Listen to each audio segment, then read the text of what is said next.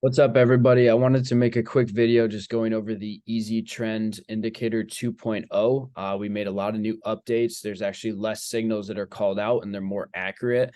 Remember, I go through in the earlier videos on our YouTube channel all the different criteria that we look for before we enter a trade.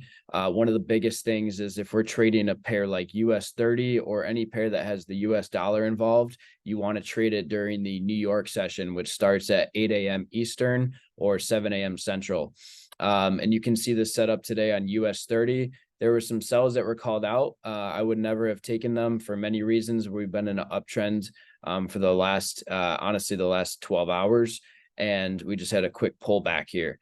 Once we broke back above our EMA, we started consolidating, and you can see this trend line that we started to make. You could tell that this was ready for a bullish outbreak, which we had right here. On our accounts, we took some trades as soon as we broke above this area here. We risked just below right where the EMA was. We almost used that as a support, which I'll show you another setup that we took here in a second. This one hit take profit within a 5-minute candle. And then we actually came back down right after market open, and we bounced right off of the EMA and that trend line that we made earlier with this bullish engulfing candle. So this would be another great area to take an entry. You can risk below the low of that candle, and you could target probably 50% of this area right here, which is about a 1 to 3.4 risk to reward on this setup here.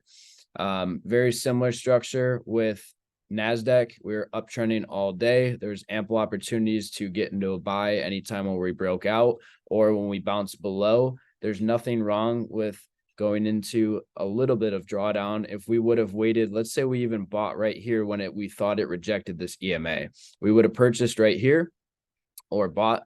We would have had to have a deeper stop loss, but we could have actually went into this trade with multiple positions, and we could have bought in again once we came back up into this with some strength, and we could have bought again right here, and then we could have got out down over in this area, because you can see it started to consolidate on the EMA right in here, and then it pushed back up again, and we could have gotten out into profit on this trade. We would have had a deeper drawdown, but either way, trading is not always perfect. I'm showing you real life examples.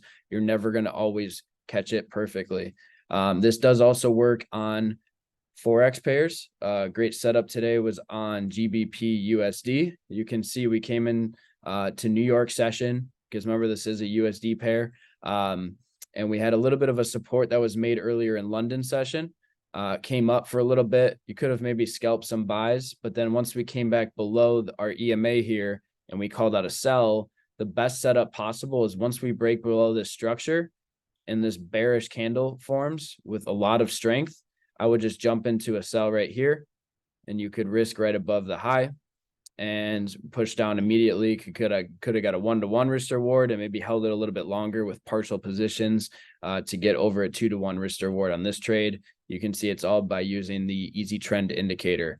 You can use higher time frame confluence as well to help you out, but I do like to just work off of the smaller time frame where I'm going to be executing from to actually get my bias, because I'm not going to be holding a position for that long. You can see most of these trades do not last more than an hour. This trade was about an hour 45 if you wanted to hold it all the way to the bottom here. So thanks, guys. I hope this helps. Always reach out if you have any questions.